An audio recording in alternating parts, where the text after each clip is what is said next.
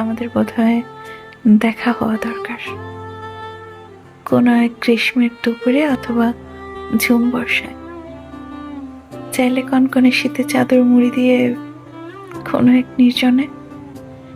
তুমি চাইলে আজ না হয় কাল অথবা পরশু দেখা হওয়া দরকার,